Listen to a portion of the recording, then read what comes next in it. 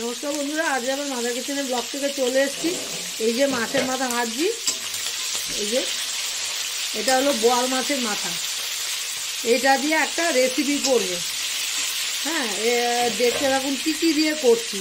এই যে সবজিটা নিয়েছি, বেগুনটা ভেজে রেখেছি, আর সিম আলু, বেশি সবজি দেব না।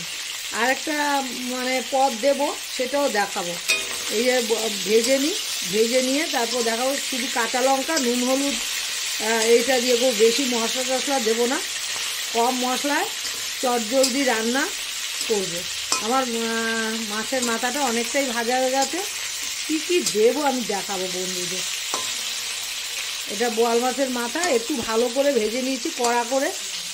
হ্যাঁ, ভেজে নিয়ে তুলে তারপর আবার দেখাচ্ছি কী ফোড়ন দেবো, সেটাও দেখাবো বন্ধুদের। দিয়ে দিলাম আর একটু তেল। মাছের মাথা ভাজাটা তুলে নিয়েছি, দিয়ে দিলাম একটু তেল। আর তেলটাও গরম হয়ে গেছে। এই যে দিয়ে দেবো হলো 5 ফোড়ন, শুকনো লঙ্কা, তেজপাতা।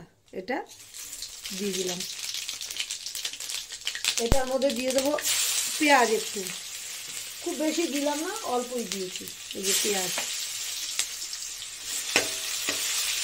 পেঁয়াজটা একটু ভাজা ভাজা হোক। দিয়ে দেবো কাঁচা লঙ্কা, আর কাঁচা লঙ্কা, হলুদ, নুন। আমি আর কোনো মশলা দেবো না। আর দেবো কষাতে কষাতে দেবো হলো একটু মিষ্টি দেবো। এবার দিয়ে দেবো এই যে আলুটা দিয়ে দেবো। আলুটা আমি একটু ভাপিয়ে নিয়েছি। আমি সবসময় আলু ভাপিয়ে রান্না করি। আর সিমটা দিয়ে দিলাম। বেশি সবজি দেবো না, ভালো লাগে না বেশি সবজি। অল্প সবজির মধ্যেই সুন্দর হয় রান্নাটা।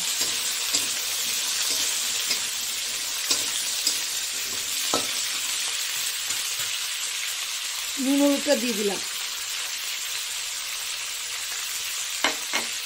তারপর একটু ঢেকে দেবো, একটু সেদ্ধ হয়ে গেলে তারপর আরেকটা উপকরণ আছে, সেটাও দেবো।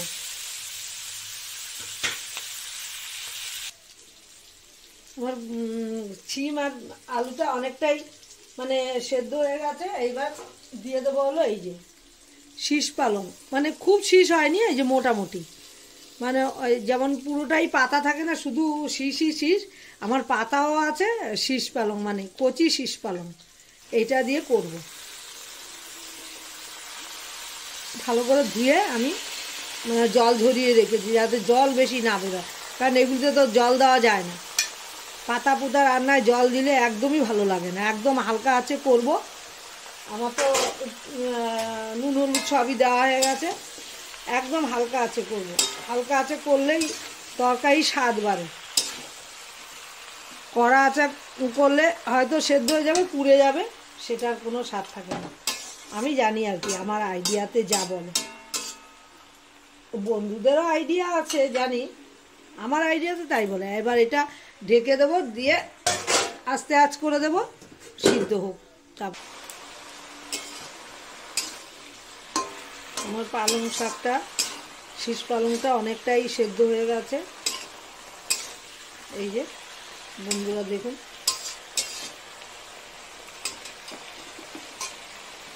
মাছের মাথাটা দিয়ে দেবো, বেগুনটা পরে দেবো। এই যে মাছের মাথাটা আমি দিয়ে দিচ্ছি।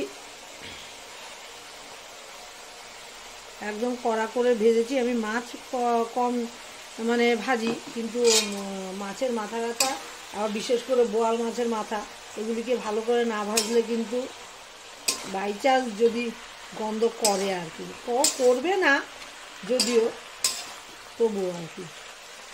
এবার আবার ঢেকে দেবো, কারণ ডাঁটাগুলো এখনও সেদ্ধ হয়নি। পাতা সেদ্ধ হয়ে গেছে, এগুলো মোটা মোটা ডাঁটা তো। এই যে দারুণ লাগবে খেতে। এই যে ডাঁটার মতো চিবাতে হয়। এটা আবার ঢেকে দেবো। এই যে এই অবস্থা আবার অনেকটা হয়ে গেছে, মানে 85% হয়ে গেছে। এই যে বেগুনটা দিয়ে দিচ্ছি। বেগুন কারণ আগে দেবো না, বেগুনটা একদমই নরম, আমি ভেজে তুলে রেখেছিলাম। এই যে এখন দিয়ে দিলাম। আর একটু হবে, ডাঁটাগুলো একটু শক্ত, বাকিতে সব মানে সেদ্ধ হয়ে গেছে। আলু ফালু সবই সেদ্ধ হয়ে গেছে। আর আমি কষাতে কষাতে একটু মিষ্টি দিয়ে দিয়েছি, কারণ মিষ্টি ছাড়া ভালো লাগবে না। মিষ্টি দিয়ে দিয়েছি, যেহেতু শাক পাতা একটু মিষ্টি তো খুব দরকার। তারপর আবার দেখাচ্ছি।